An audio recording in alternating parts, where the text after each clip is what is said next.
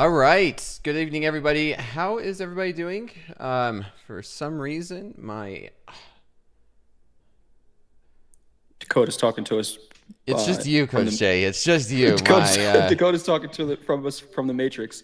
Let's do a quick audio and visual check. There we Audio go. check's good. There we go. There we go. There we go.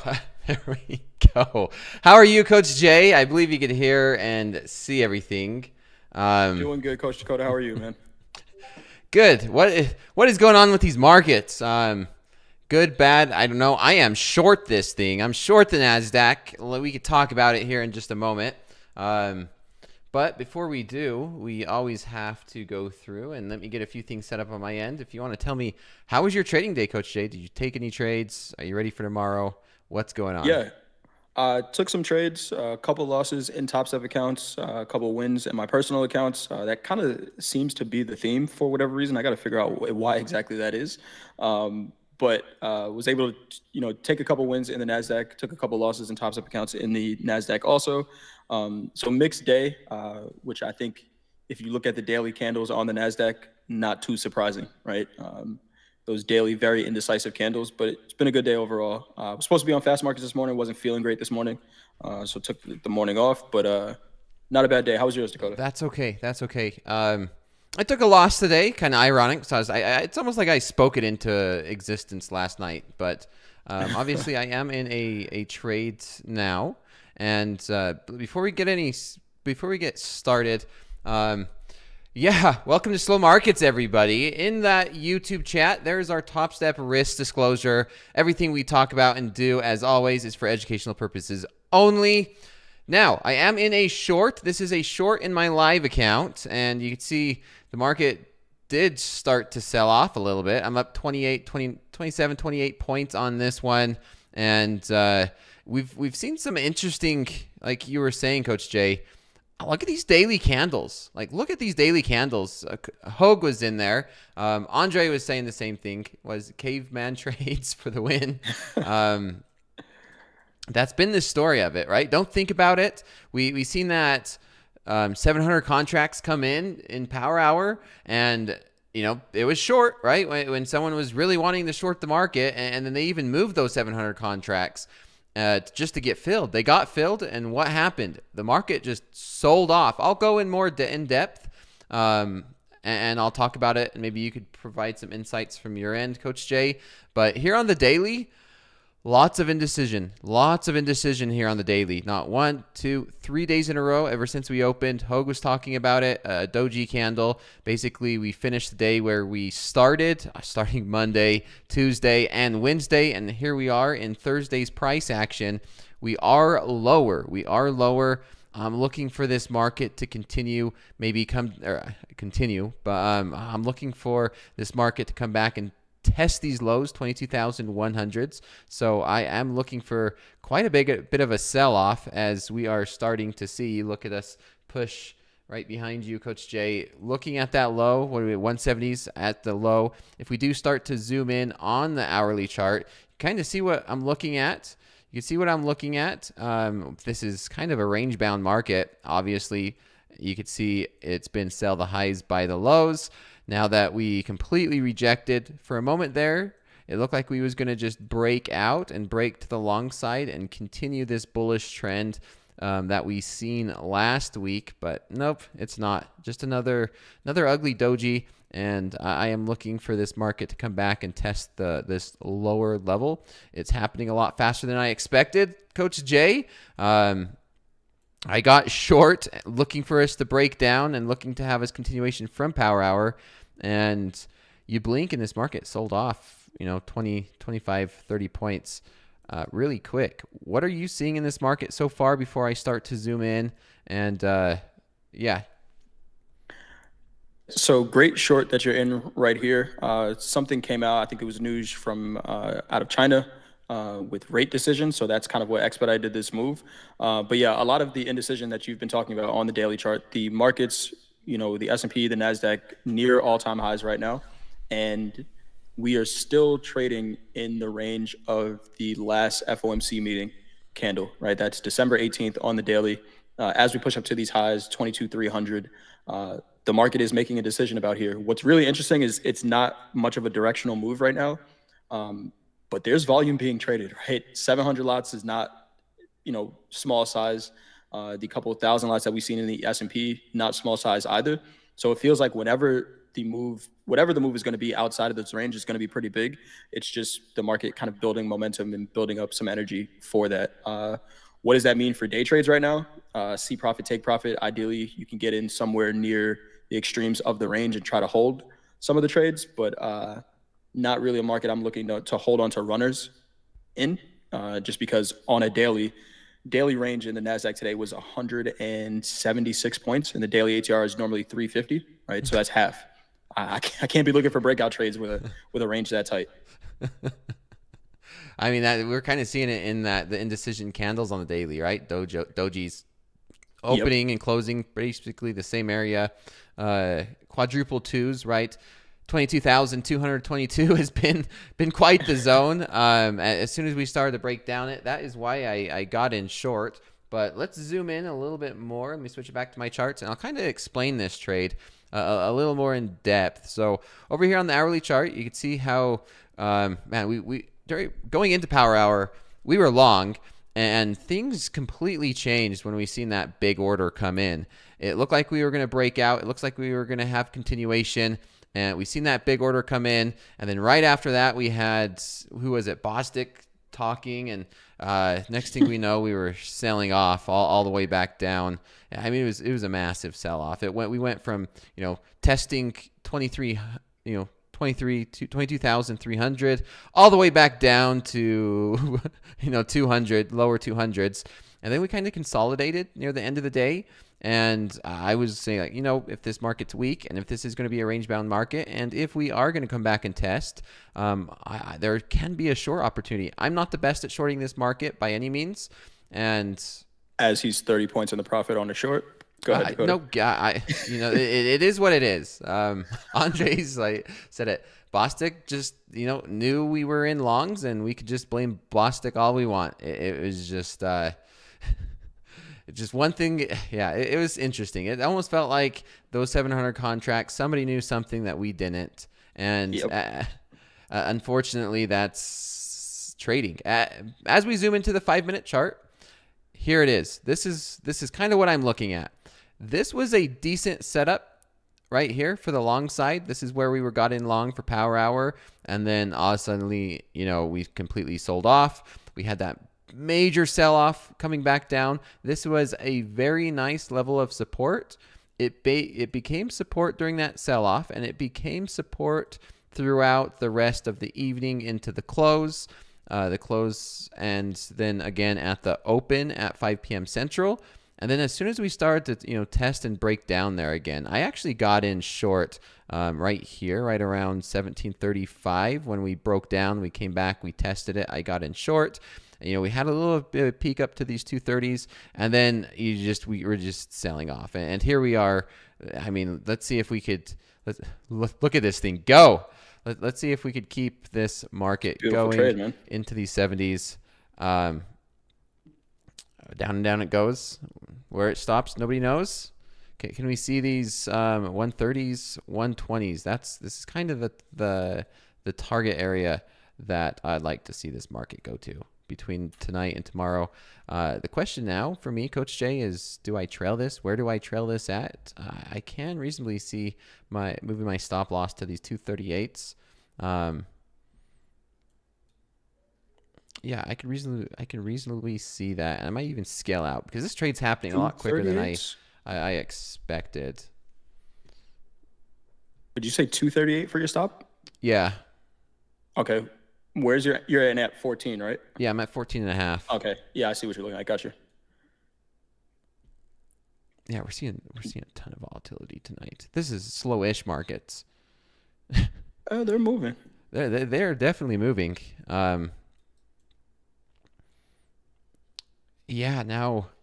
the question's going to be, this is going to be the question, Coach Jay, that I'm going to be asking myself tonight before I go to bed is, if we do get down here faster than I expected, these 140s to 120s, let's say we go down there, right? Maybe we even get down there tonight. During slow markets, I mean, anything can happen. This market's very volatile. Here we keep on pushing into these lower 70s. But if we get there tonight, I think I'm going to just leave a runner. I don't think I'm going to close out of all 5 of these contracts, because how many times do we wake up and the market's down, a couple hundred points? So some lower levels, this is a big if we end up breaking through this level of support that we've made this week, where can we see this market go to? The first Much level lower. I do have is going to be 050s, 060s. Do you have any levels further down to the downside for some downside targets? Yeah, let me take a look real quick. So we were talking about 21,850, 21,850, and then 21,806 to the downside. Oh, you're what looking way down there, dude. You're looking way.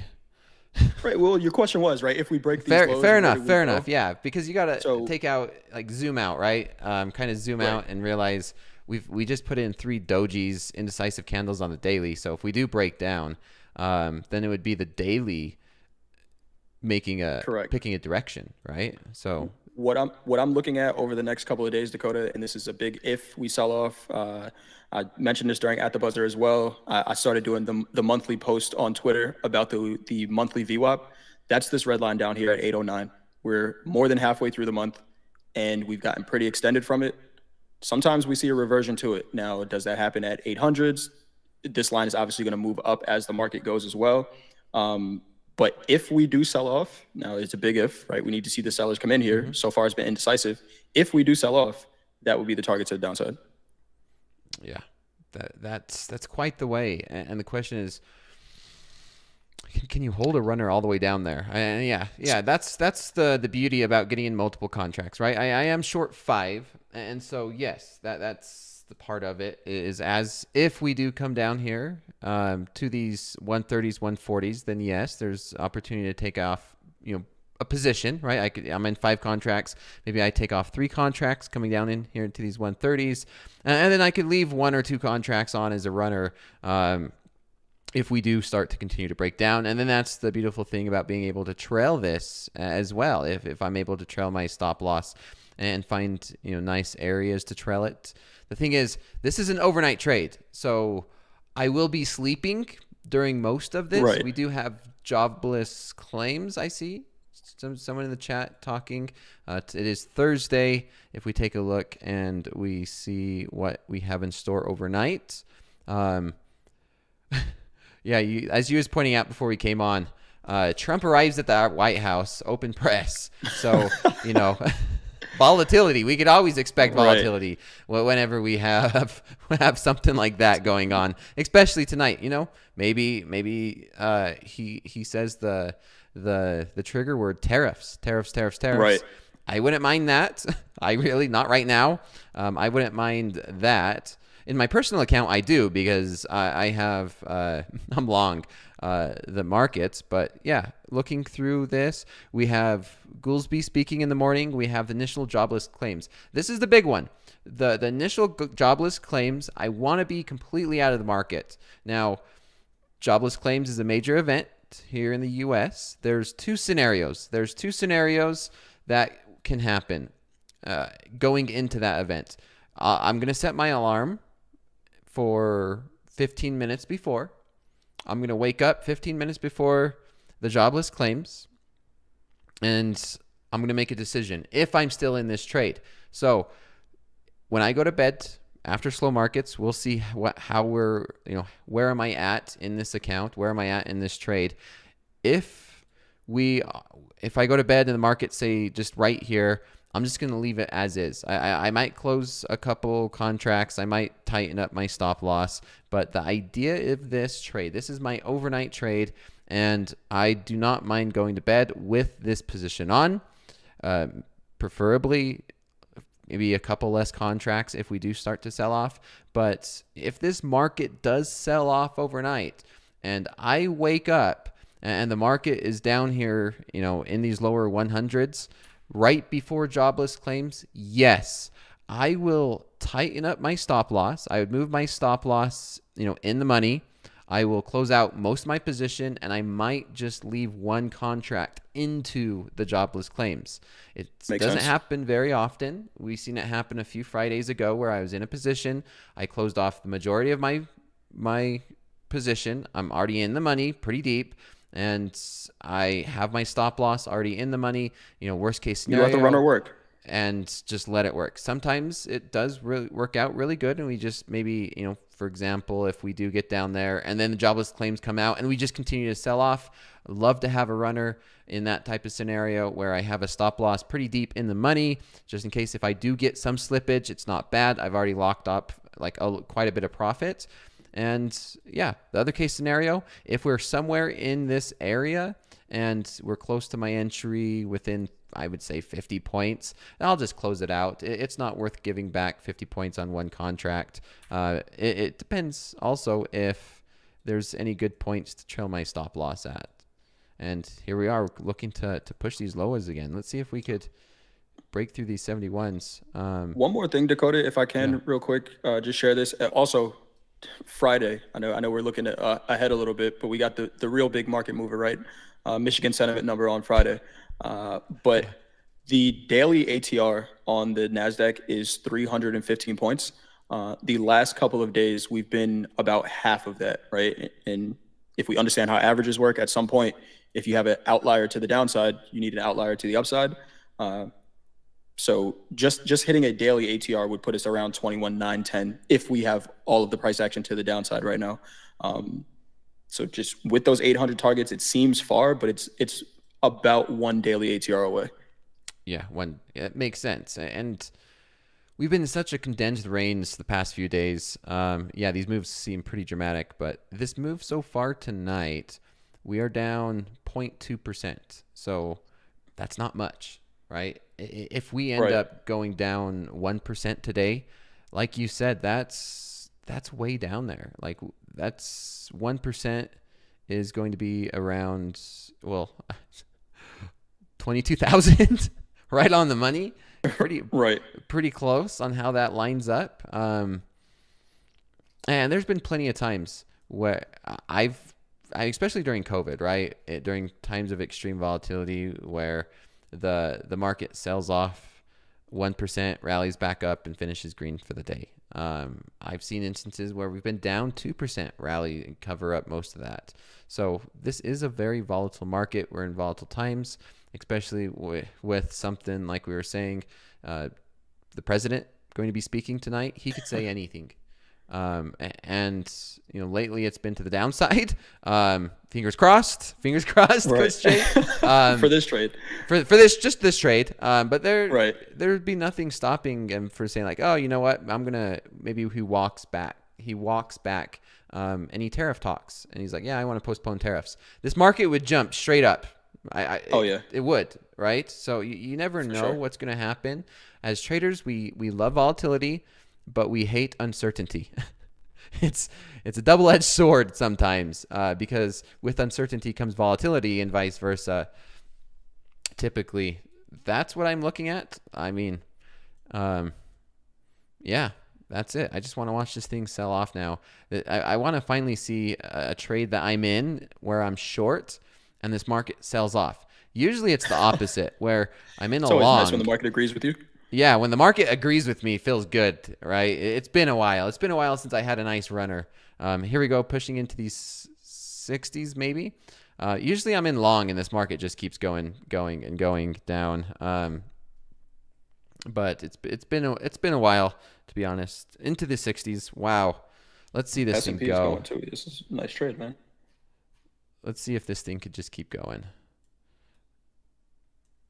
during slow markets. While I watch this, while I manage this, Coach Jay, do you want to cover any other markets? We'll switch it to your chart. I'm trading this in a combine. I'm short gold right now. Short gold from. You were trading in the live account, man. We're gonna focus on your trade first. I'm just testing something out here in gold, but I'm short from 29.53. looking for about 29.40s to the downside. So about a 2-to-1 trade here. Risk is above 29.60, and we'll see if it works out. But you're putting the real money in the markets right now with that trade, so I'm okay focusing on that one. In gold here, if we sell below, and why am I short, right? Yeah, that's why I was saying, because every time it seems like this past month, every time I start my slow markets, gold's been just going up, up, up. Right. But yeah, I definitely want to hear your reasoning behind this one. Okay, so we had this big selling volume here. We couldn't trade back to 50% of it. When VWAP for this selling volume started to leave this range to the downside, I just got short in this consolidation. Really, my risk could be a lot tighter than where it is. It could be 50% of this, because if we get back into this range and trade through it, I don't want to be in this trade anymore. I'm going to leave the risk where it is right now, because depending on how we get back into this range, if we do, I might add to this trade. But yeah, that's really what it is. Simple trade. Volume came in. VWAP left the range. I could close it and take $100 for the night, which would be a pretty nice trade. Also, on the higher time frame, if we're looking at gold, shout out to Coach Paul with his moving averages. This 200 moving average is somewhat of a flat line right now. And when that happens, we see a lot of visits to that 200 moving average. Now, my target isn't going to be there. Eternal Green Trade says my target is 29.35. That's right around that 200 moving average. Nice target there. I'm going to set mine just a little bit above that, because I would hate for the market to get down here, turn around, and then not take profit on it. So I'm going to go a little bit above it, but just about a 2-to-1 trade. 2-to-1 trade in gold, shorting gold.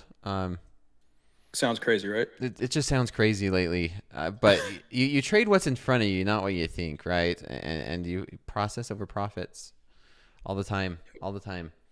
Interesting. It makes sense to me. It does. We rotated all the way back up there, and so if you see that, then it would make sense to where you're not targeting anything too crazy, and that's a bigger part of it, where you're not looking for this market to just completely reverse and sell off. You're looking for a reasonable pullback.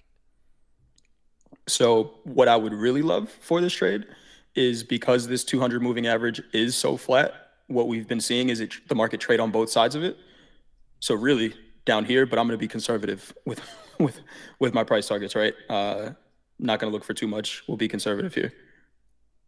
Let me see. Just in my chain volume. All right, I'm going to keep an eye on this trade. Let's look at these other markets. If anything happens in the NASDAQ, just shout at me, please. We'll see. I like I said, I typically sleep through my overnight slate trades like this. So typically the price action won't bother me. But honestly, you trade the markets long enough, nothing will surprise you, whether it's a 100-point bounce or another 100-point sell-off. Let's move on. To the I'm going to cover the Nikkei real fast. You talked about gold. The Nikkei continuing this sell-off. If we take a look at, say, an hourly chart, we are continuing to sell off. We made that double top that we talked about earlier this week, and I got smacked. I don't know. I got smacked around a little bit, but yeah, we did go through. We broke through any bullish support, and we are selling off. My next area that I could see this Nikkei, which is the Japanese market, maybe we could run to these 38,400s. It's hard to be a buyer, because just like any of these other markets, when they sell off hard, and it's very difficult to be buying this. It's just patience. Patience always pays when it comes to trying to catch bottoms, catching falling knives, right? It can be scary, especially when we start breaking through. We broke through all this support here at 38,800s. You can see we broke that tonight, and yeah, maybe we see these 38,400s, and maybe there's some buying opportunities down here. I would be okay with finding buying opportunities down at these lower 38,000s here in the Nikkei. I haven't been trading Nikkei very much, and I can see why. This chart looks worse than the NASDAQ on the daily. Does it really? I don't want to look at the daily then. Let's look at it.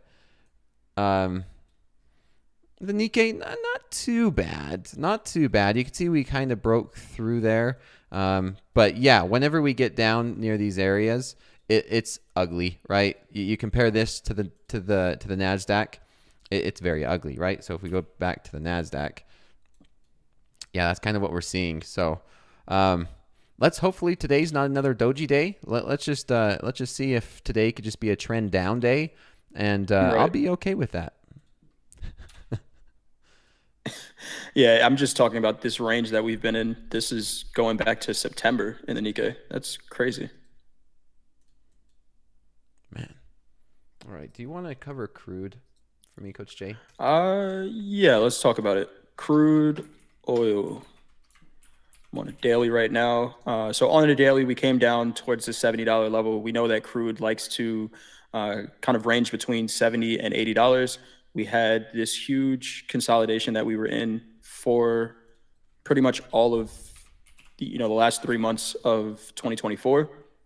So we came down, tested the highs of that consolidation on the daily, and we're bouncing from it now. So I'd be looking to buy crude just from a technical perspective here. Let's see what we have on a shorter time frame. Today's session so far, it's been a sell. Maybe somewhat of a pullback. I wouldn't be buying crude up here.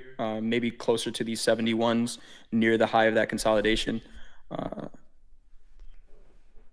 Haven't looked at it too much to trade, to be honest. There was a really nice trade in crude earlier this morning on the rejection of those 73s, but I'm bullish crude above $70. It's just about trade location. As we get up, if we push up towards the 80s, I'd flip my bias, but the closer we are to 70s, the less I like shorting crude just because of how supportive that level has been. Yeah, it's been supported. I've been looking for crude to get down to 65s, but we've been That'd be holding. nice. We have been Yep. holding these 70s. Just looking at from that higher time frame, those 65s, because since we started the year and since Trump's been talking about drill baby drill, it's been selling any of these rallies. Yeah, pretty much. Pretty much. But then again, with with him saying drill baby drill and some of the comments that has brought crude oil down, similar to what happened with the equities, right? Tariff comments bring the equities down. Then it's like, okay, they're low enough. Let's walk those back. And the market rallies. So we'll see what happens. I don't really have a bias. I just want to trade the market as it presents a trade opportunity. Would I take a short in crude? Absolutely. If it's a good trade. Don't have too much of an opinion on it. Fair enough. Fair enough. And it's good not to have an opinion, right? I mean, we know that we're trending down on crude, and we do understand that selling it with the trend is typically, going with the trend is typically the best idea. And lately, the trend has been down on the higher time frames, but now, yeah, we are starting to find that bullish structure. We're finding some structure. We're finding buyers near this zone, so it makes sense. And I mean, you trade what we see, and we're seeing that here in this NASDAQ. We're continuing to sell off, and yeah, I'm just enjoying this. It feels weird to short this market. Look at that. We're continuing to sell off. Oh yeah, man. Let's see. So we are.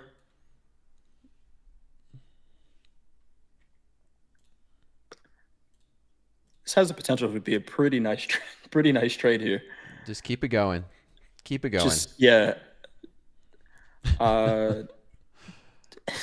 This has the potential to be a pretty nice trade here. And again, I work with Coach Paul all the time, so sometimes I look at what he might be looking at. The 200 moving average on the 30-minute chart is something that we talk about all the time during At the Buzzer. We are under it right now. We just closed a couple candles under. It was actually supportive today.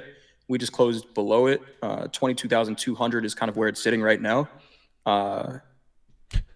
Yeah, this is Andrew, could be a pretty nice trade here. Andrew in the chat, make limit downgrade again.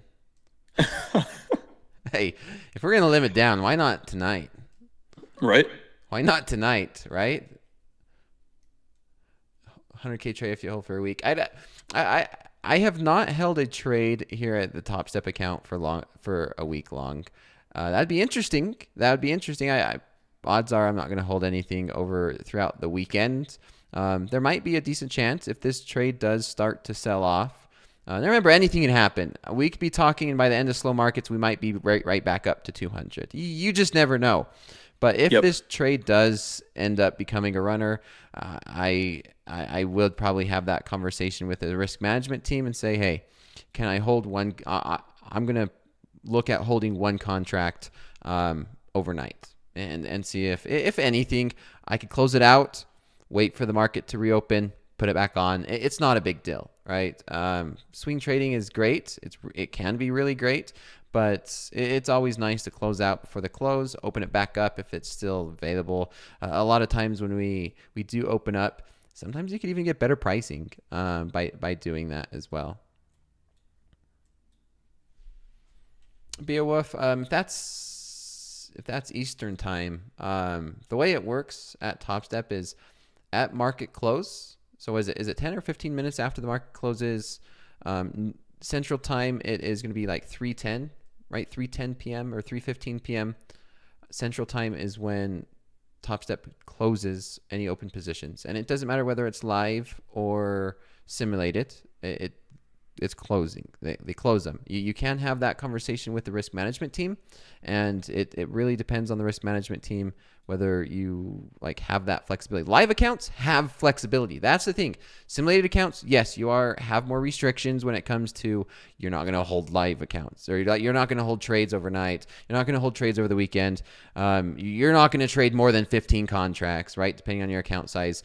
But live accounts, oh yeah. You talk and work with the risk management team, and they could open you up to 50 accounts if you're a great trader and if they approve that. Got a good question here for you, Dakota. How long did it take you to learn to day trade against your swing trades? Quite a while, and it wasn't really day trading against my swing trades. It was more of like trading around a core position. It's like, I have a core position. This is my outlook for the week or for the month or for the next quarter. And let's say, let's just do this as an example, right? I did it today during lunchbox trading, Coach Jay, when I was talking about micros and minis. If I'm bearish the NASDAQ for the next month, and I'm looking at this higher time frame, I'm looking at the weekly, and I say, all right, this week, I believe we've been in a nice, this is a weekly chart, and I say, I believe the NASDAQ could come back down here to 20,000, 21,000. I believe the NASDAQ could sell off down here to 20,000. I put on a position, say one mini. Say I put one mini on, and then I say, okay, great. And now it starts to work out. And then what I would like, then I would do I'd still trade during the day. I wouldn't touch this position. I'll switch over to micros, and I'll trade micros.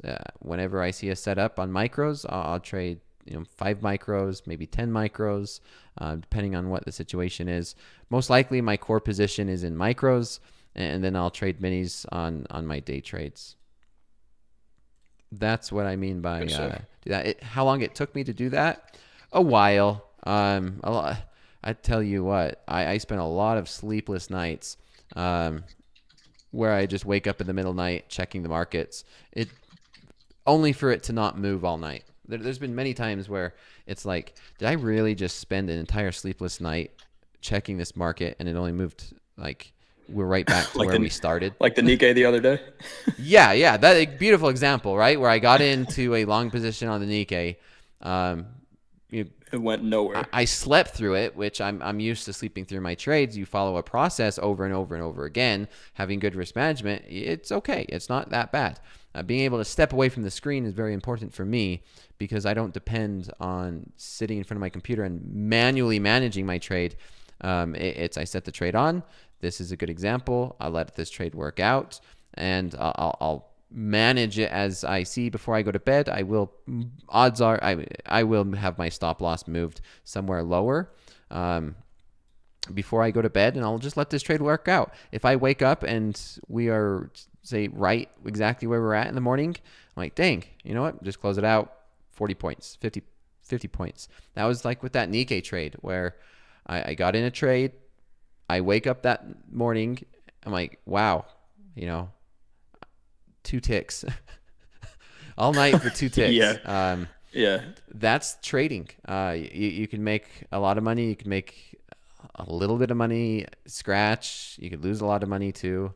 It just, there's so many factors. It depends on so much. We are finding support right there at those 60s so far. You can see where we A had little a little bit bit. of support on the 18th on this area. Just a little bit. That's where this was Monday. This is where we broke out big, that big breakout on during power hour. Yeah, this is right where we were. Would anything make you change your management of this trade at all? Jay, you're asking all these good questions, man. Where are you at? My bad, man. My These are bad. Hey, good my gold questions. short's working out. Let's talk about that. I'm 7 ticks in the profit. All right. You do that, and then I'll answer your question once if you want to go through that. Shorting Focus on gold, your trade, man. gold. Shorting gold. Shorting it for the eventual buy, right? I'm looking for a buy opportunity. It's not here. Can I make a little bit of money to the downside before an opportunity to buy? And it would be near that moving average. Actually, I'm gonna bring up a NASDAQ chart really quick because someone had asked about the 200 moving average I was talking about. It's this white line right here, right? We can see it kind of sloping upwards, and we've been above it for 5 days now. And we can see anytime we get a cross below that 200 moving average, right, where we start to get some candles to close. I have the 20 and the 50 on here as well. If those start to turn lower, usually sets up a pretty big move, right? There's a couple of examples of it. Here's one here where these were these gap down weeks that we had. But when the 20 and the 50 decide to go below that 200, it's a pretty big move. So, like I said, it has the potential. Of course, the markets are going to do whatever they want to do, but looks decent here. Do you Timing plan and on location. buying a pullback in gold then? Let's see. Yeah, I mean, if we get down to 30, anywhere in that 35 to 40 range is where I'm looking to buy gold. I don't really want to buy it here unless something changes. But anywhere in that 35 to 40 range, I'd be looking to buy. Okay. What's your hold time? Is this a trade that you would hold overnight? I'm curious because this is Yeah, night and you're going to be maybe. going to bed. And so would you have a trade on while you hold it overnight? Yeah, I think this one I would, just because I like this price target where it is. I think if my price target was a little bit lower, I probably wouldn't because I'd think about managing this. But this is a 2-to-1 trade. Uh, yeah, I'm gonna leave this one on. I'm gonna leave this one on. Nice. Do you have any issues leaving trades on overnight? Do you think about them? Do you wake up? Do you have any? Does it affect you and your psychological side of your psyche? I've gotten better at that, kind of, working with you over the past year, joining slow markets, just getting a little bit more comfortable with it. Taking more swing trades in personal accounts where it's just like, hey, if you have an idea, just let it work out. Uh, so I don't lose sleep over them now. I will more likely overmanage a trade that I'm looking at. I think that's kind of natural for any trader, right? Overmanage a trade when you're staring at the screens. So it is about just, hey, truly accept whatever the risk is and turn the screens off. If you're waking up in the middle of the night, it's probably because you have too much risk on, right? So uh, Yeah, you that's how didn't I actually accept it. that's how I was, man. That's how I was. I think one of my biggest my bigger trades that I could remember is I'm an options trader, Coach Jay. I tell traders all the time. I do this futures day trading as well. But biggest position I had on, it was it was pretty insane. It really was. It was when I was younger, and I say younger. It's like I was 23 or 24. I I was long the Qs. I put it was I usually have my account right around a quarter million. That's kind of the sweet spot. This one it was right around 200 and I think it was like $205,000 all in one position. All one position. It was one. It was a 1-to-1 risk reward. It was a vertical spread, meaning I was wanting the QQQ to go up or sideways, Okay. and they expired in a week. And so it was. I remember. I remember this very clear. It was Thursday night, and the options expired the very next day. And I knew that by the close of tomorrow, I would have either made 200,000, lost 200,000, or I closed it out somewhere in between. It Okay. was just the worst feeling ever. Like, even though I was very confident in that trade, it was the Right. worst feeling ever. I ended up closing it early. It would have worked out, but I closed it. I closed it early for a positive. I think it was like $75,000. Yeah. But yeah, never again will I What do lesson do you something take from like that? that. Money is not worth not your mental health. There's no amount of money when it comes to that aspect to feel like that. I would pay Right. $75,000 to not feel like that To not again. feel like that. For that now that happened for an entire week, right? Because I started I opened that position off on Tuesday, and so it was Tuesday night, Wednesday, Thursday night, and it didn't come until I closed it out Friday afternoon. Hmm. I'm just like, what the heck am I doing? Like, what am I doing? It's funny, you cut it, it goes your way. Coach Vince was actually talking about that in the YouTube chat the other day. And he's just like, as soon as you get that feeling like, oh, I should just cut the trade, especially as long as it was based on a process, right? Like you said, you had confidence. As soon as you get that feeling that you want to cut it, that's when you need to hold it. Um, but it's tough. It's tough. It is. I've been in so many trades where you feel like I just need to cut it. I need to cut it. Stop loss is a better entry, so forth. And there's many psychological things that we go through as traders, and that's why I preach process over process profits. If you follow a process, you never have to question it, right? You never have to doubt it. You just execute, you follow, you move on to the next. You don't have to go through, you know, those emotional swings or dealing with any of that stuff. Right. Let's see. NASDAQ is Gold looked like it wanted to go. Go ahead. yeah, no debt. Go ahead. Gold looked like it was wanting to go. NASDAQ's bouncing a little bit off that 160 level. Yeah, it looked like it wanted to go, but this might be a slow burn trade. Like I said, I like where my profit targets are. Slippers, do I have a dog? Yes, you might have heard the dog barking just now. Uh, Yes. This trying to look. Yeah, I'm trying. I'm sure traders are asking me. I should. Oh, I could hear. I could hear him now. You should have closed it. You should have closed it. No, I don't think that I would have regret closing this trade. This is an overnight. This is more than just a quick scalp during slow markets. Right now, if this trade was at break even, I would be okay. Like if we were still up at the top of this, let me switch it back to my chart. There we go. Yeah, if the market was still hovering around these lower 200s, I'm okay. Of course, everybody as soon as you get in your trade, everybody wants the market just to immediately go directly to your take profit and then just go straight down. And then the hardest part, what I find, and I'm sure Mick and the risk teams the same thing, right? Markets don't move in just a straight line. Markets move with pullbacks, right? If this thing is going to sell off, I'm okay with pullbacks. The same way you see any of these rallies, right? Any rallies, any of the traders where you see catching a nice piece of the trend, like there's pullbacks in the market. How much of a pullback can yep. you handle? Where's a decent pullback? Where's a pivot? I would actually be okay with this market having, I don't know how big of a pullback this would be. If this trade does end up working out, this is kind of what I want to see in terms of price action. I want to see reference points where I can move stop losses. I like Yep. this. I seen it earlier, right? As soon as I got into this trade right here, ironically, immediately it moved against me.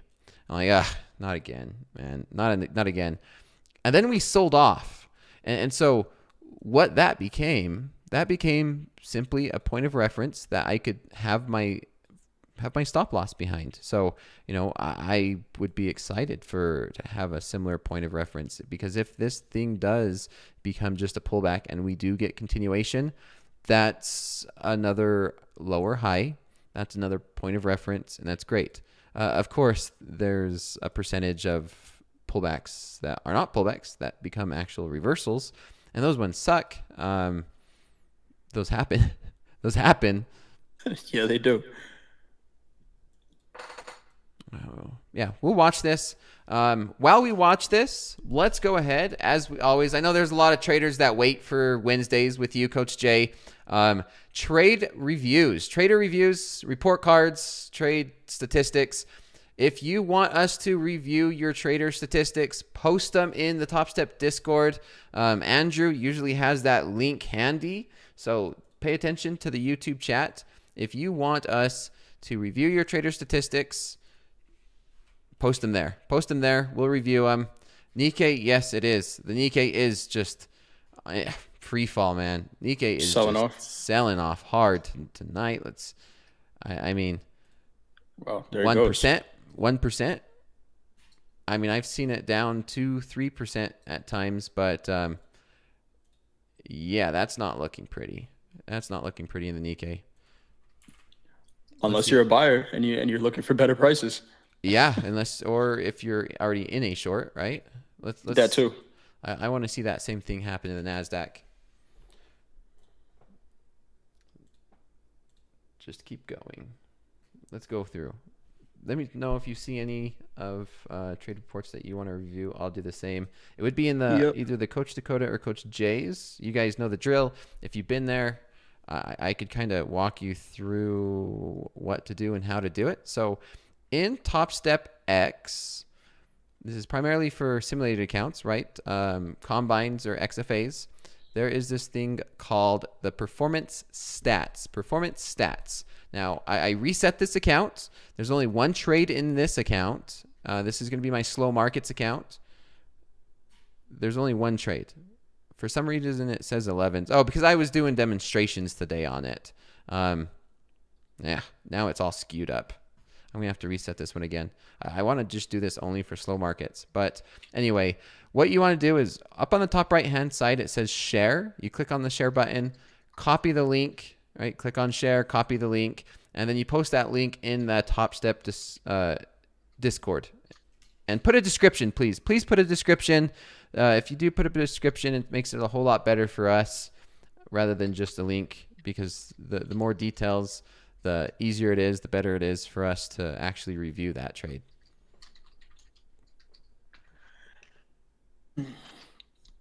I think we could go with this first one. Feels like I'm struggling in the funded account, but doing great in combines. I think I have to share a different screen with you, Dakota. Yeah, if you want to do that, I'm going to continue to look. I'll pull up the stats right here. Started January 30th, so decent statistics. And when I say decent statistics for this example, the more data, the better. More data. I've been telling my VIP team tomorrow they're going to get a little bit of a stern warning. I was talking with Coach Robert about this, and I'm sure you could say the same thing, Coach Jay. Let me go ahead and refresh. You look a little bit blurry, but I get frustrated when traders blow their accounts and an account does not last longer than a couple weeks. This is week number 3, and in no way should you ever be coming very close to blowing your account. You should not be blowing an account within 2 or 3 weeks. It should be a month, maybe 2 months until you are blowing an account. If so, it's just too big of size. Just that simple. We're talking about it. Can you sleep overnight with a trade open? If your answer is no, then it's too big of size. Can you blow your account in a week? If the answer is yes, it's too big of size. It's too big of size. In no way should we already be seeing traders blow XFAs. In no way should we be seeing traders blow combines within 2 to 3 weeks. First thing I said in my VIP room, Coach Jay, was size down. Size down, size down. I've repeated that like 4 or 5 times in my VIP class, and that's what it is. Just size down. You want to see statistics. If you cannot keep an account open with smaller size, just one micro. Give us one micro every single trade. Have your account last 2-3 months, and then you'll have some statistics. Because if not, you're never going to know what you're doing wrong in a long period of time, because the markets change. The markets will always change, and you'll never know if you're a good trader or not within like under a month, under 2 months. So yeah, this is starting to look good. What did you see in this one, Coach Jay? The fact that they're keeping the account alive, right? There's a lot of losing days in this account. I'm not sharing that screen with you. Give me 1 second. I'll share it and I'll show you what I'm looking at. Okay, yeah. You do that. I'm gonna just be watching this trade. Nothing's really happening.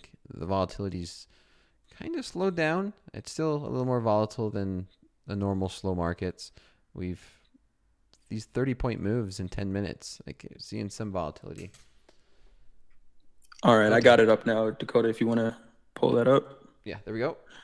All right, so you're keeping this account alive. This trader says they are struggling with the account. I see there's a decent amount of trades here. I know the trader is trading micros, so we see a decent amount with scaling in and out. This just might be a run of trades that are just not working out in your favor, right? And right now your job is to just keep the account alive, right? Until you get back on track. I don't see huge losses here. And I feel like this is just the part of trading where it's just like sometimes it's not going to work, right? Some of the percentages of time it's not going to work, and you need to just kind of bide your time until it does. But don't get discouraged here, right? Where your biggest loss on this account is $265. That's manageable. Now, it's a little bit smaller than your biggest win. So you want the percentages to be on your side. But if you're not seeing things well, maybe take a little bit of a break. If you're trading, and I see you're trading the equities, right? Adjust to the market conditions right now. Equities have been very range bound. If most of your losses are coming from looking for breakout trades, maybe there's an adjustment there that you can make. Or we wait until the market structure changes and we get back into trending markets. But keep the account alive. Keep the account alive until you see some better price action. But good stuff here. Keeping the account alive, yeah. I one journal entry. The power of journaling cannot be overstated. It's very important. I've seen people say it's not as important. There's mixed opinions about it. I'm for journaling. I loved, if you guys tune into Fast Markets, you guys see Hoag annotating the charts while we're trading. I love that, where it doesn't have to be a complex journal. You could just annotate charts, maybe jot down a few notes, take a screenshot, just something, so that way when you do this, if you do what Coach Jay and I are doing through your statistics, which you should, you could look at a day and be like, wow, okay, this is your journal notes. You were saying this, you were saying that. I would love for there to be a feature in Topstep X where a trader could, make their notes visible. And, if there would be a trader that's like, yeah, go ahead and read through some of the notes, and us to kind of see, like, what are you thinking? What are you thinking? What was you thinking through this trade? And you should be able to do that with yourself, is go through that same thing, journal daily. If not, maybe weekly, right? It doesn't have to be daily, maybe weekly. Just, at the end of the week, how did you feel? What was the outcome? So forth. So I thought this trader was trading really small, but it looks like they're actually just scaling into trades with micros. Let's just do some quick math here. 4 + 3 is 7, 10, 11, 12, 13, 14, 15, 18, 21, 24, 27, 29, 34. 34 micros in one trade. That's 3 minis. So these are big trades, actually. Right, where you're using the micros, but that's a big trade, right? And that came on your biggest losing day. Just be conscious of that, right? Where I like using the micros, where if you want a little bit more control over your trades, but 34 of them is a lot. right? Especially in an account that's in somewhat of a drawdown. I don't know if you did the same thing on your winning days. It kind of looks like it, but just be conscious of that, especially if you're, struggling a little bit, just be conscious of the trade size you're using. Yeah. Keep going. All right. I'm going through some of them.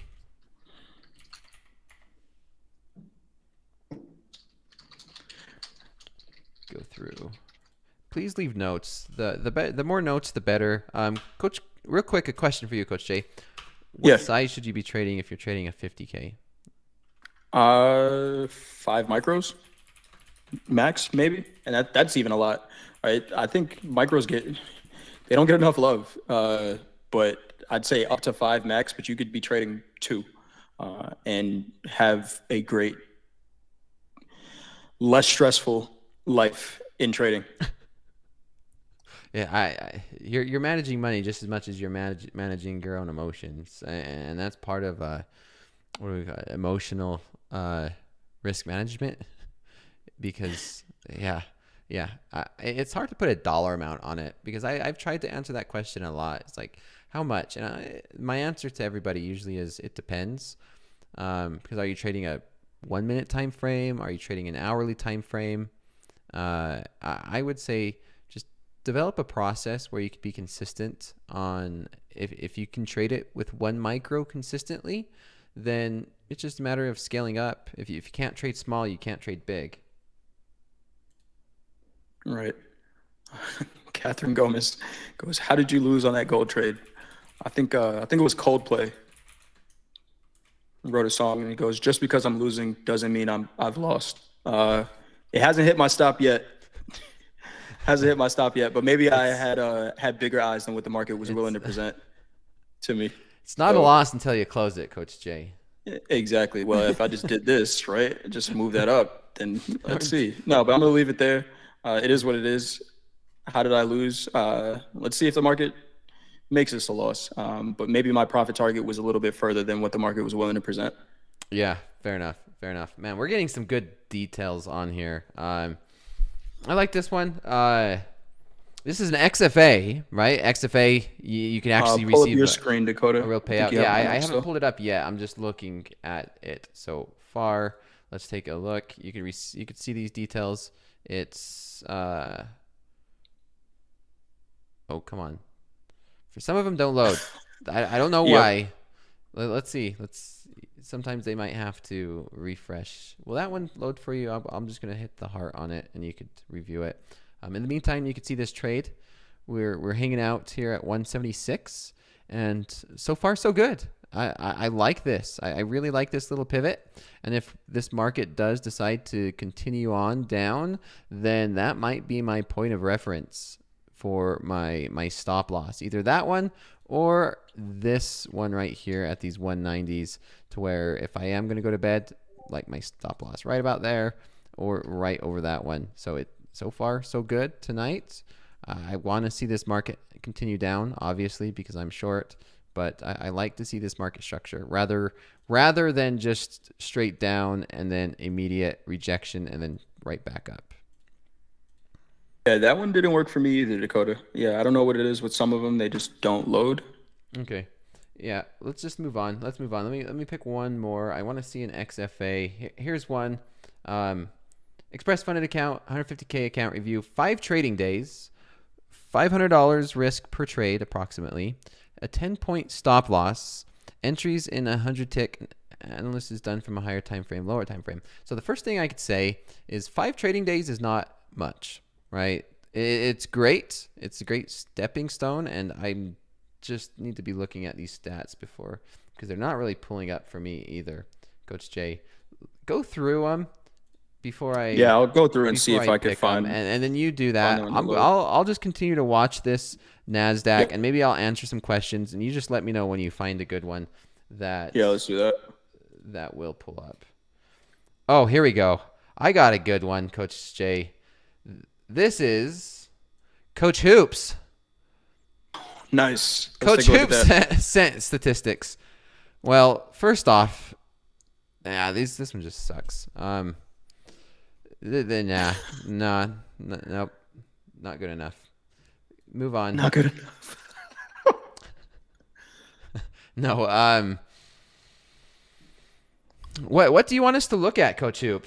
What do you want us to look at, Coach Hoop?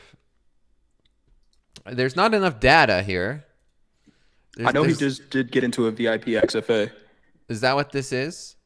Yeah. Not enough data. Not enough data. Let's see your gold trades. Let's see your gold trades, Coach Hoop. One trade. None of these are working. NASDAQ. 3 minis on the NASDAQ. What kind of a loss was that one? Entry price. Oh, he said it's not his, Dakota. It's a trader in his VIP group. Okay. Yeah, this one that's too big of size. That's too big of size when you're starting off a new account. If you're starting out a VIP group, I think that's too big of size. Even if you pass, this is such a double-edged sword. This has been kind of the very hot topic I've been talking about. I love seeing statistics like this. It's a love-hate relationship. Of course, I was joking because I thought it was Coach Hoops, but now he gets slapped me in the face. Like, no, this is one of my traders. Do I get an assist on helping one of your traders? How do you feel about this, Coach Jay? A trader passes a combine in less than 4 trading days. So it's one trade on some of these bigger days. What was the lot size on those trades? Like, go to the 13th.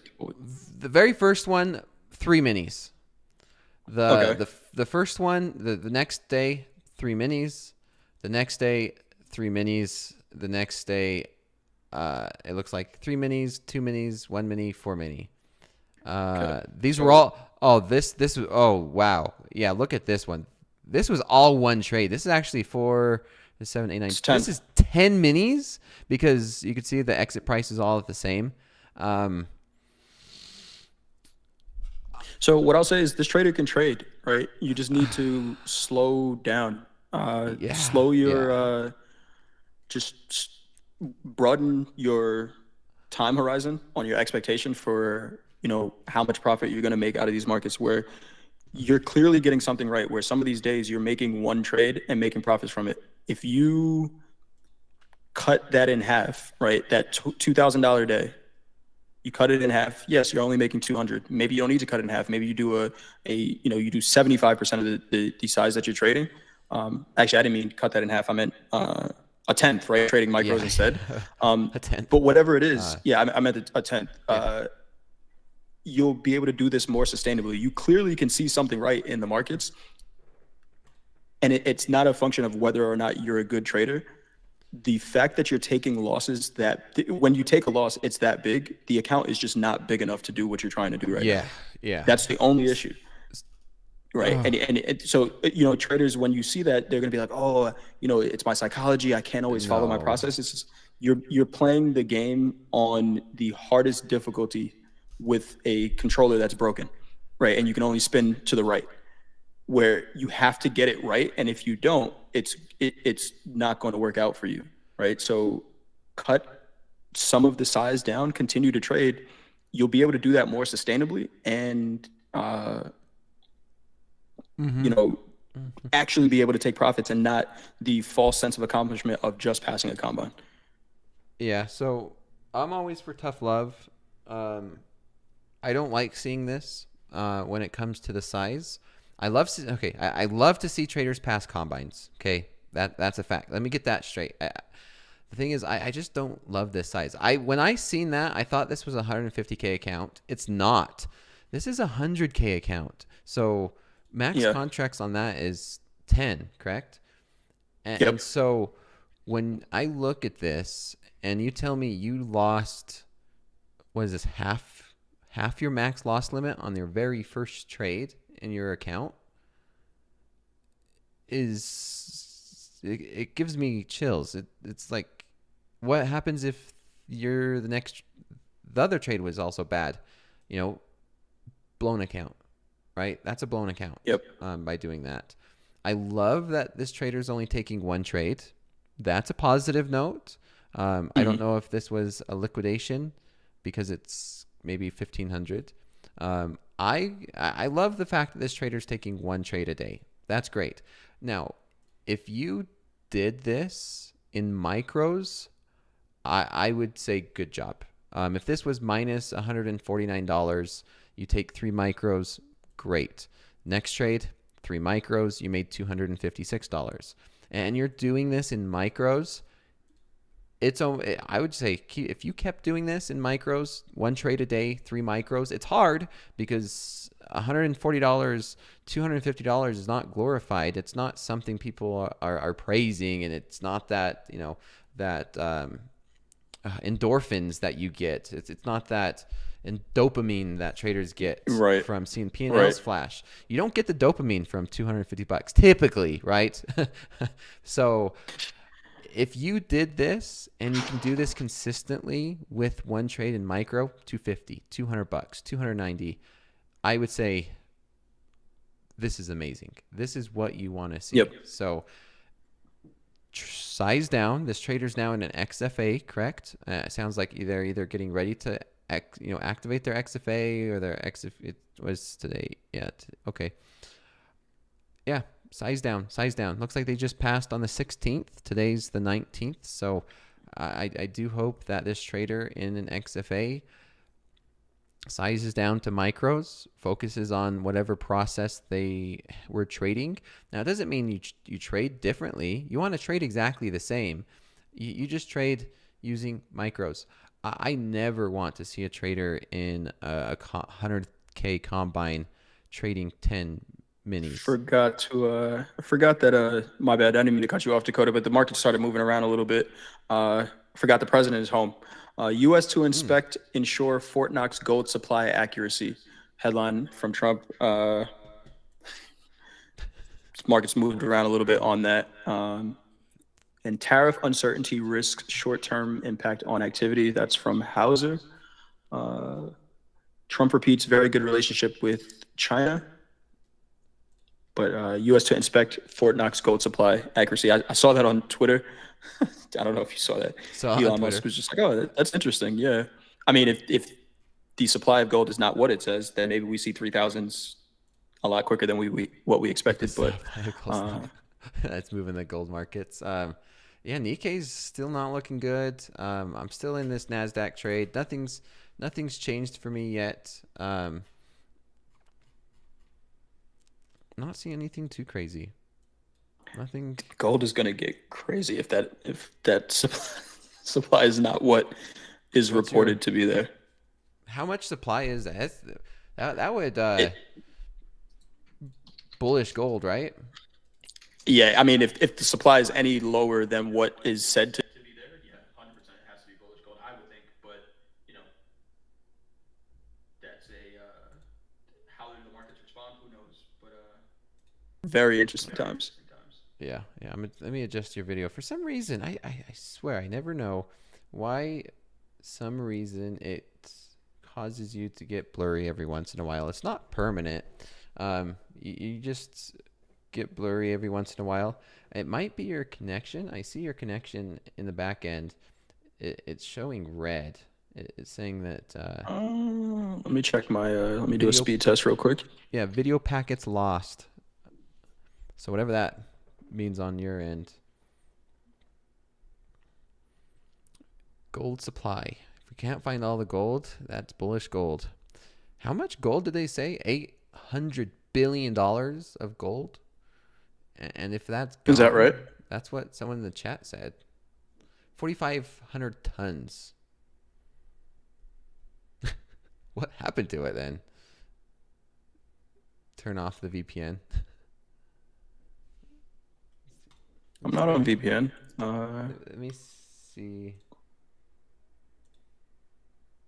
Yeah, not sure. You might have to disconnect and reconnect. If not, we do have 20 minutes left of class. I'm going to continue to review more trader statistics. Not much is really happening in this trade. We did get that big sell-off. We broke through as I'm going through. Let me go back to my chart. Going back to my chart, this is where I get some questions is, I don't know how many. Let me think of how to say this real quick. If you want to disconnect and reconnect, maybe. Yeah, I'm gonna disconnect. I'll come back. Okay. Yeah, and I'm gonna answer this question. So I've gotten this a lot. I'm in this trade. Everyone can see this trade. While we wait for Coach Jay to disconnect,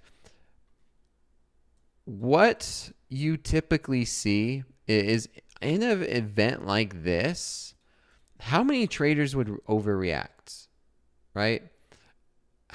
How many traders will overreact, close out their trades? Maybe they close it out for 184. And then if this market does continue, they would be kicking themselves saying, man, the trade would have worked out if I would have just followed my process. If I would have followed my process, this trade would have worked out.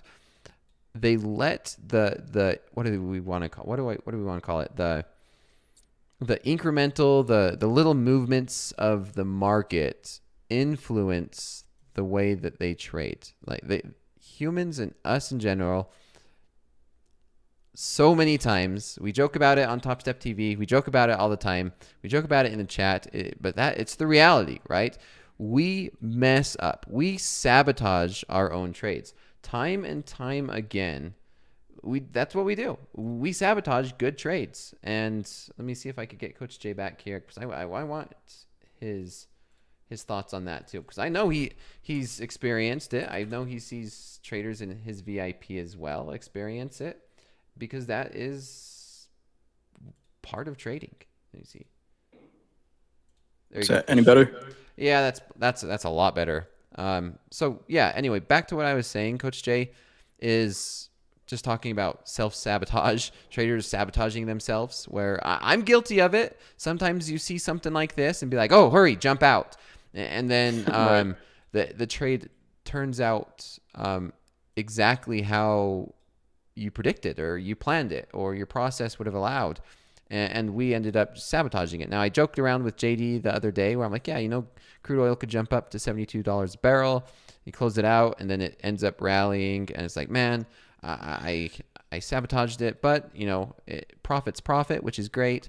But then when you take the loss, you're taking the full loss, and you're not taking the full profit. So that does skew up your statistics, right? If you plan for a 1-to-1 risk reward and you're cutting your winners out and letting your losses just take you out, then you're allowing your losses to go to a 100%, but you're not allowing your winners to go to 100%. You're cutting your winners off at, say, 80%. So then it becomes not a true 1-to-1 risk reward, for an example. Right. I see it all the time. It happens to me, good or bad. I close out trades and react based off of sometimes what the market's doing. Sometimes it works out. Sometimes it doesn't. The times it doesn't, I wish I would have just followed the process. But then You have to trade what you measured. Yeah. You have to trade what you, Dakota, you'll like this. Coach Vince was on at the buzzer with us yesterday, actually. He shared a trade strategy that he's working out right now that has a 20% win rate. And since the beginning of the year, it's up 30 grand. Oh yeah, is this in his personal or? Yeah.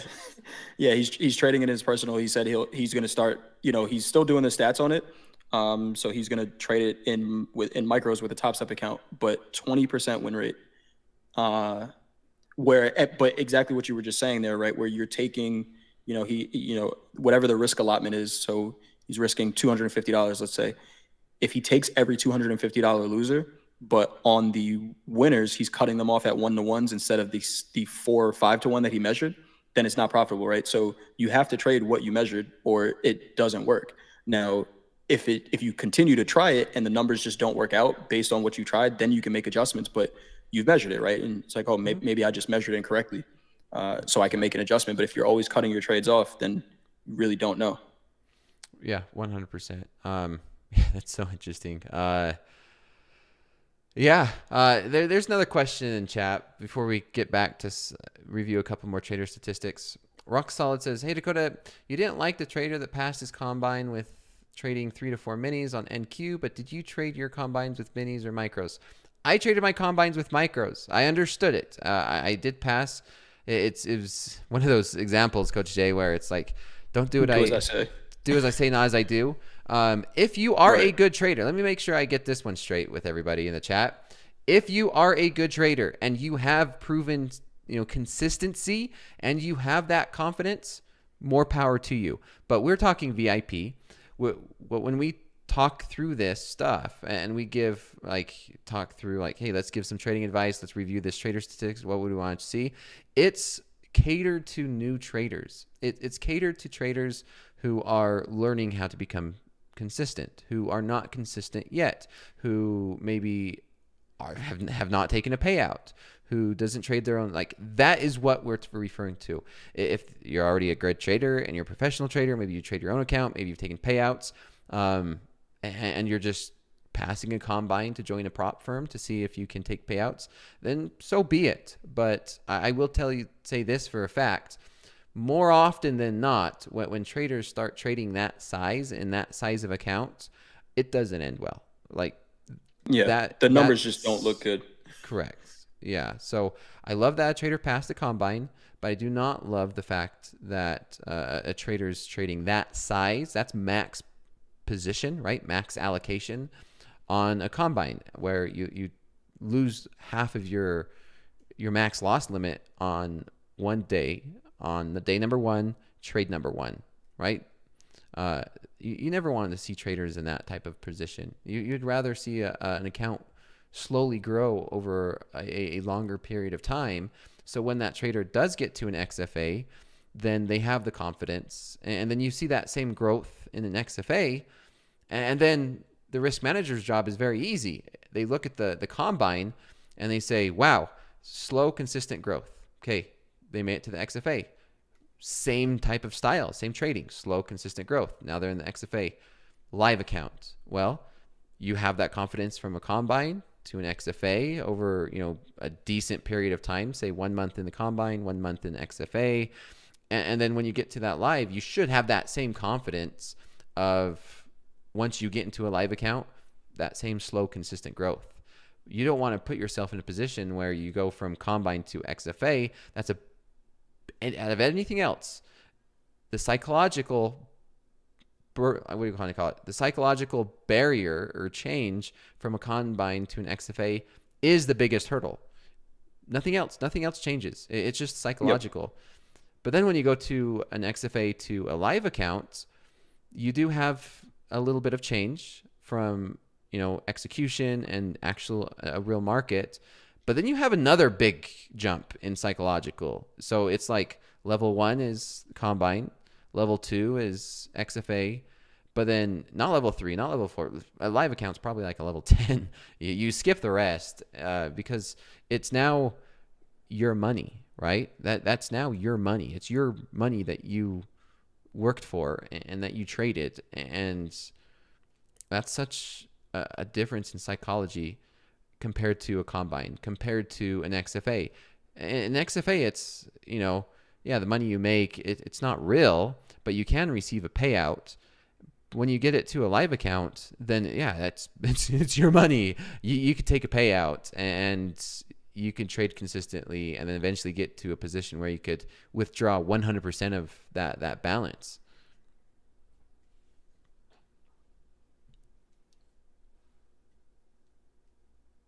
This is How's that turn. trade working out, Dakota? I'm probably going to get stopped out on gold here. I did say if we held, I'm not sharing my screen with you. You are sharing statistics. Okay, give me 1 second. There you go. Let's see. Didn't hit my stop yet. Stop is above these highs here. Probably going to get stopped out on this one. And it is what it is. I gotta address this question, Coach Jay. Go ahead. What's your thoughts on this statement? Okay, Cashcraft. Trading a live account is a scam when you could make a living trading sim. It's an opinion. What's your thoughts on that? It's an opinion. You know, I feel like the internet likes to use trigger words, right? What makes it a scam? What makes that a scam? By the definition of the word scam, what makes that a scam? Right? Let's Words have meaning, and I don't see anything that makes that a scam. Right? You can take payouts from that live account, Dakota. Correct. Yeah, I'm just trying to understand that statement from the aspect of making a living, right? Usually it's temporary, right? Are you really Right. making a living trading sim? And then my next question, who are you trading sim with that will allow you to consistently make a living from? That wouldn't make sense from a company's point of view to allow an individual to consistently make a living from you in a sim account. That wouldn't make sense to me. Um, I'm just having a hard time understanding how somebody could make a living trading sim. I get you could run into some good trading and then make some really good money in a sim account in this the prop firm space, and that will be great. And maybe what you make there can you live off for the rest of your life? Will a company allow you to continue to do that over and over and over and over again and not do something about it? I don't know. I would be personally surprised. I know here at Topstep is you trade good, you can make money. You can make a good amount of money in a sim account, right? But then if you're trading good enough to make a living, you get put into a live account, which that's how it should be. And if not, are you really making a living, right? Because I do Right. see I do see traders where they show and it looks like they're making a living, right? It looks like they're making a lot of money, but you don't really know why that prop firm is keeping them in a sim account, right? You don't Right. see And the back, the details.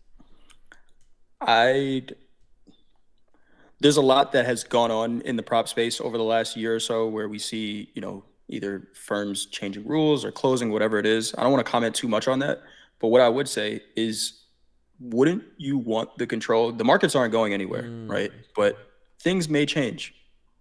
Wouldn't you want the control to say, hey, I can take my own money at some point and do everything I've either learned from trading with prop firms or whatever it is and do it on my own, right? And that is ultimately what the goal, from what I understand from MP, was, right? Have traders put them into live Is accounts when yeah. he kind of started that, and then yes, take that money and go do it on your own. I think what happened with prop firm spaces, Okay. trading got gamified a little bit. Hey, let's trade 20 accounts and just multiply results. But The if that gamification, yeah.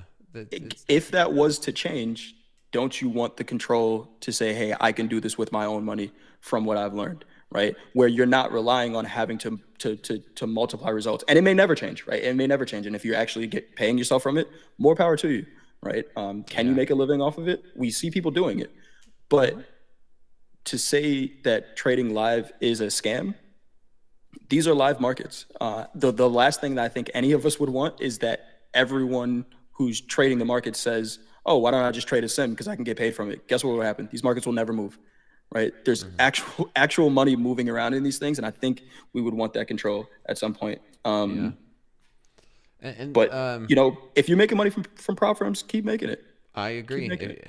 I mean, money's money, right? The ultimate goal needs to be being able self-dependent. You did say 90% of people will blow a live account just like an XFA is all am I saying. My wording could have been better. Yeah, I would even argue more than 90% of traders would blow their live account. I've blown plenty of live accounts. Everybody who's traded live has almost guarantee. That's one of the guarantees I think is close enough to saying a guarantee that anybody who is brand new to trading who put money into an account to day trade with has most likely has lost it. If not, it's very very small percentage, and I've never met somebody who has never lost money on their first live account, whether it's them putting money in their personal brokerage or their first, it's difficult.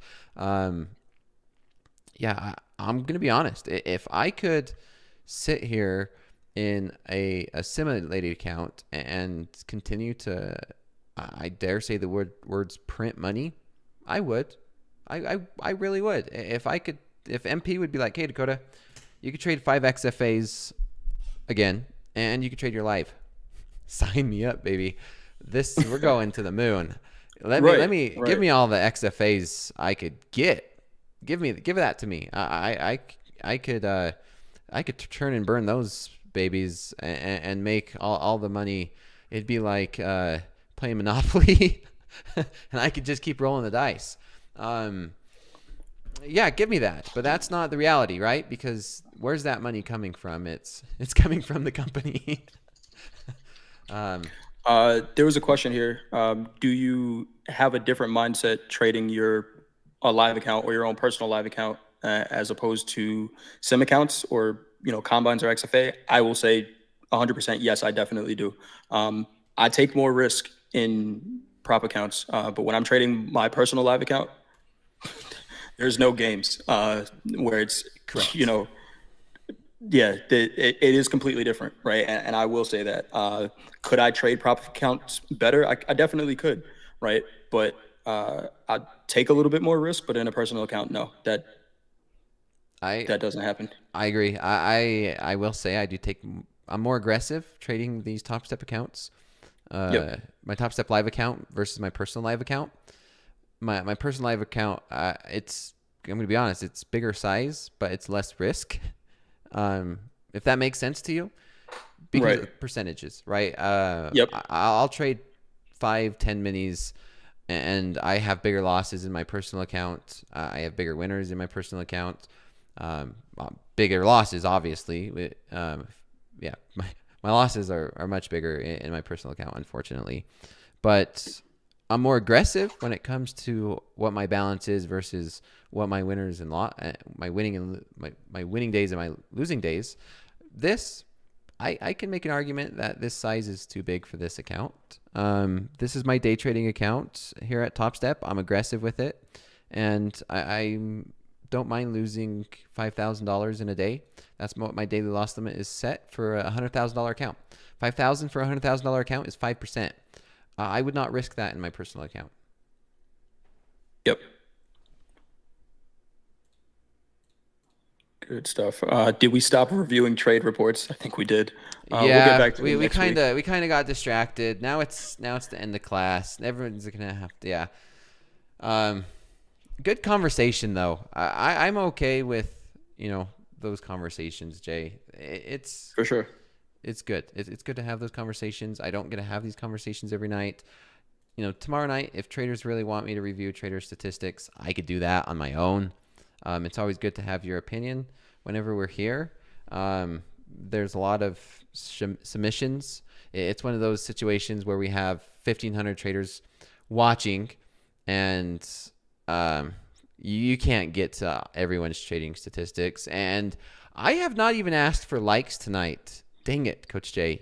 I don't have a habit of asking for likes. Over the past few days, I said this week and a few weeks, I'm going to try and see if I could get to like goals, where if we get to certain likes, then I'll start to answer some of these questions. It's like, yeah, we'll start reviewing statistics as soon as we get to X amount of likes. Well, I forgot to do that one today, and we are at the end of class. It happens. We'll get them next time. But if you like what you heard today, hit that like button. Tell your friends to subscribe. Danielle keeps saying it, but when we get to 150K subscribers, everyone's going to be happy. So do what you can. Yeah, we need to get there by are we going to get there at the end of this week? Danielle said that if we get to 150K this week, she'll join me for slow markets. And I think she probably knows better than I do. I don't know if we could get there. We got to come up with some subscribers somewhere so we could get her onto slow markets. For sure. And Catherine Goomis, she's not liking it because we're two losers. Again, this trade has not hit my stop. It's probably going to hit my stop. And Catherine, you're going to be right. I'm going to be a loser on this, but that's okay. I'll lose like 60% of my trades. Yeah, you're winning. I mean, I don't know. That doesn't look like a loser to me. Maybe she's seeing me. Maybe Catherine's seeing me twice. It's okay. All right, we got to end it there, Coach Jay. We're gonna end it there. Let's get out of here. We got a lot of crap to talk behind the scenes, so take care. I'll see you guys tomorrow. Bye. Have a good one, everyone. Bye.